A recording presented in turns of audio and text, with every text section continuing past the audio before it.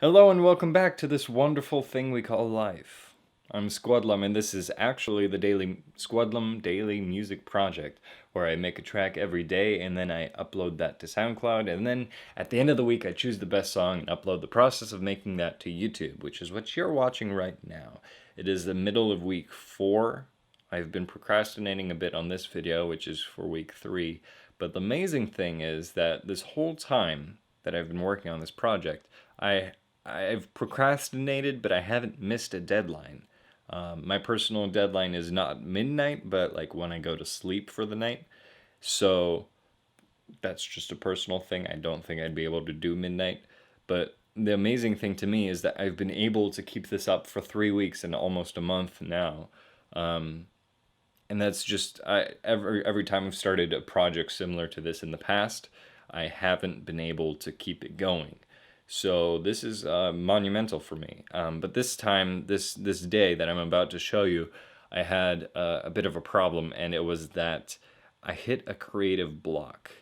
I don't really have a plan. I've been procrastinating a bit. It's 2:17 p.m. And I couldn't think about what to make. So I just sat there for a little bit trying to figure out what I wanted to make, and I eventually decided just to redo a classic dubstep song that I really like.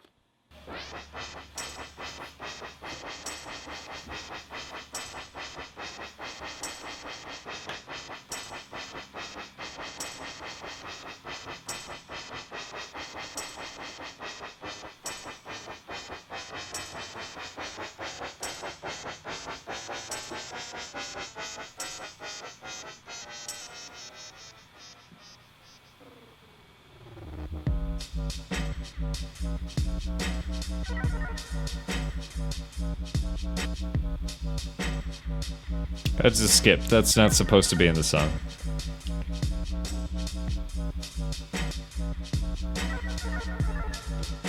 There's like, this song is skipping.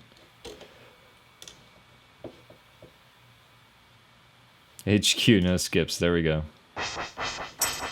Ooh, much better. So this is a classic track which I've liked for a very long time, and I chose for its simplicity. My main objective was to see how all the track elements blended together, because in previous attempts at writing dubstep I had trouble getting a good groove and sound going. I wanted to see how it all fits together in a good yet simple professional track. I wasn't trying to recreate it perfectly, I just wanted something that sounded like an actual dubstep track. After struggling with matching the beat by ear, I just decided to download the track and chose to focus on the first 16 bars of the drop. I'm just gonna make this section right here.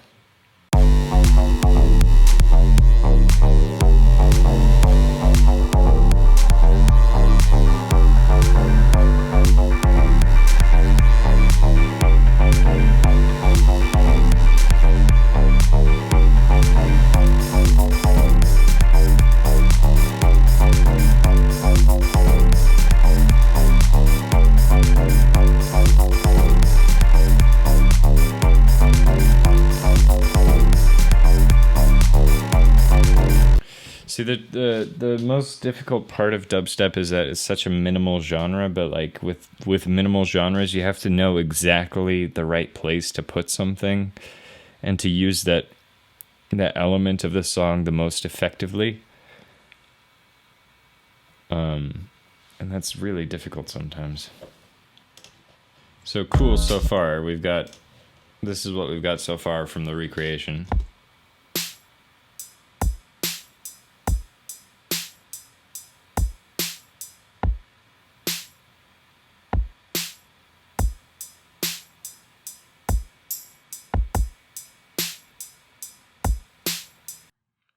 And then after laying down the basic percussion, I moved on to the hard part, figuring out the syncopated shakers.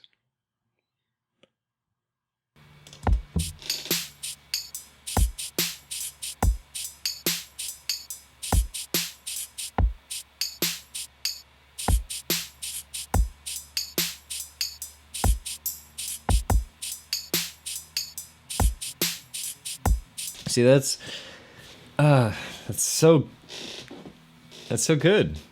But it's so simple.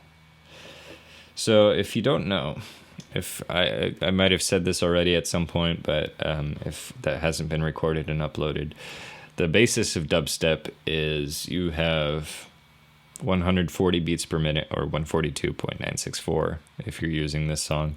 But typically dubstep is 140 beats per minute, but the drums are at 70 beats per minute. So you see it skips 2 beats. That's half of a beat. So, or halving the beats that you have available. So this is, instead of 1, 2, 3, 4, it's 1 and 2 and 3 and 4.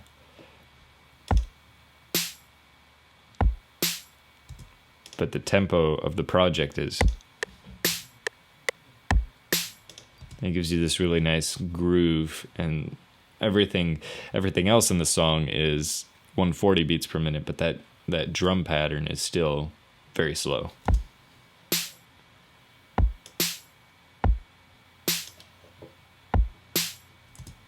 And then you've got the other part of dubstep is syncopation. So what you have here is, this isn't on like it's 1 and 2 and 3 and 4 and, but this one is 1 and 2, and it's hitting on that in between the offbeat and the rest of the beat, or the other beat. What am I saying?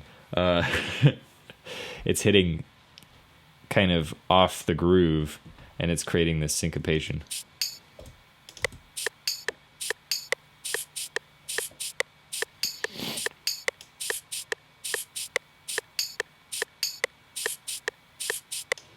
So when you combine that with what you've got here,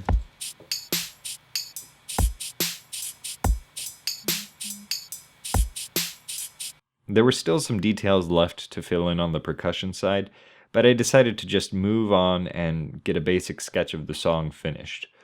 Onto the bass. I spent some considerable time trying to figure out how to get the bass sort of bouncing, like in the track. My first thought was a quick reverse in the filter automation, so it would go down and then back up briefly, not all the way, but it would just kind of bounce back up. In order to get the bass ready, I had to figure out the bass line. I had a bit of trouble, but once I figured it out, I began working on the actual sound.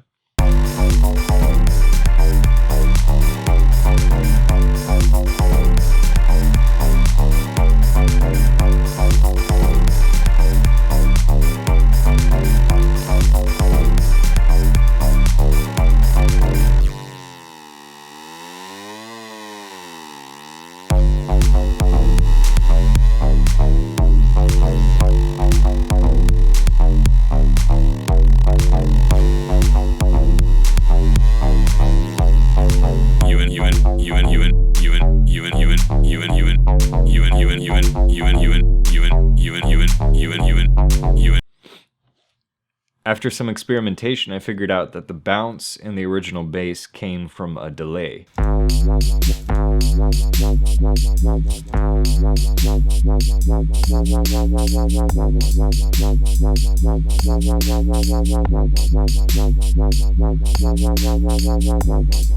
That's definitely a delay going on.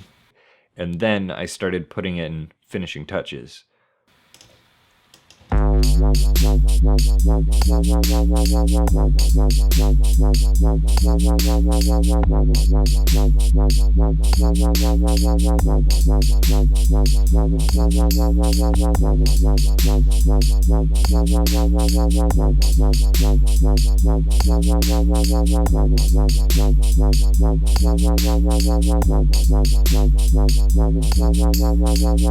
I pushed the bass into a higher register to make it match the original track a bit more, and added the breakdown from the song. And then I started messing around and putting my own spin on the track.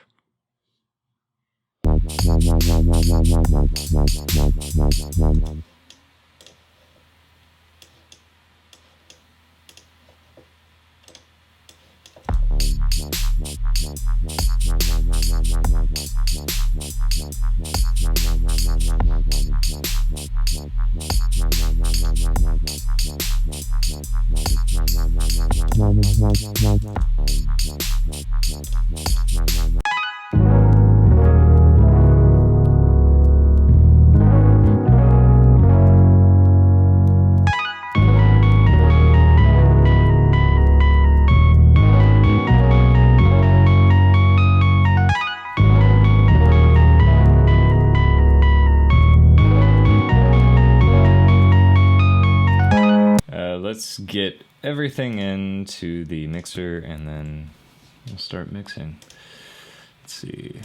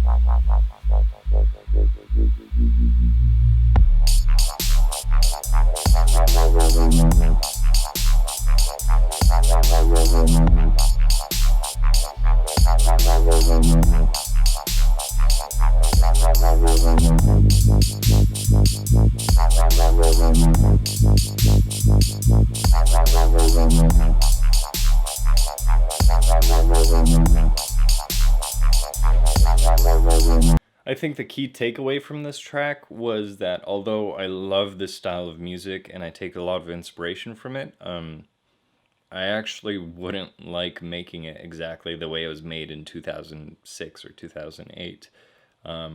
It was really cool, but at the same time, I felt kind of bored making it, and I only got really excited when I started putting my spin on it. And I realized that, I'm at least being a bit different from, I'm not recreating the exact same thing. I'm making something unique that's got my style to it. And I'm glad that I have this affirmation that I do have a personal style. That even when I'm remaking somebody's track, my own qualities in my music making come out somehow. And that was probably the best takeaway from that. And I think that's it for this one track. Here are some other things that I made during the week that might be interesting. Run it again, run it again, run it again, run it again, run it again, run it again, run it again, run it again, run it again, run it again, run it again, run it again, run it again, run it again,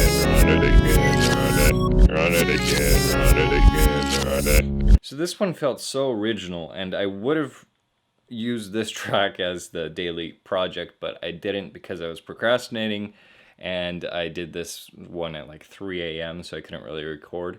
But the way that I did it was I wrote the song as I just wrote the song, and then I took the MIDI, the programming, and I flipped it so all the instruments were playing in reverse.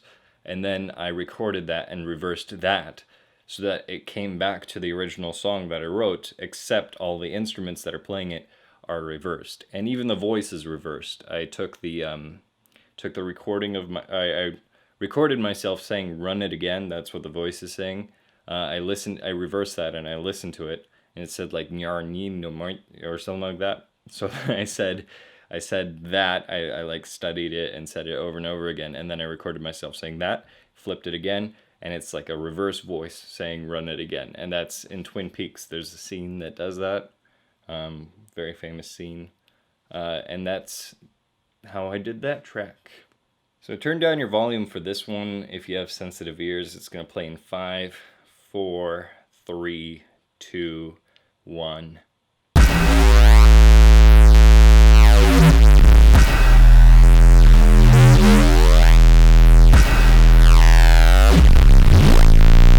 So normally I wouldn't show something like this, but I think the interesting thing about this is I really love distortion and different types of it, and like how it affects music, and kind of like the limits of what is music and what is just noise. So I know a lot of people wouldn't like it, but the interesting thing about this and the reason I'm showing it is because I'm starting to see a sort of dichotomy in the things that I'm making for this project. There's like two different styles of music that I end up making mostly, and there's like jazzy funk stuff, and then there's also this distorted heavy noise sound, which is experimental, and I really love it, and it's very different, but also not commercially viable. So that's just something interesting that I saw. Anyway, thanks for watching. I'm obviously experimenting with the format, trying to find something that works, that conveys everything that's happened over the week. You will find all of the tracks that I upload. They're on SoundCloud, and the link to that is in the description, so you can listen as I make them before the review of the week comes out, because you're gonna see all of that in real time. So yeah, I'll see you next week. Thanks for watching.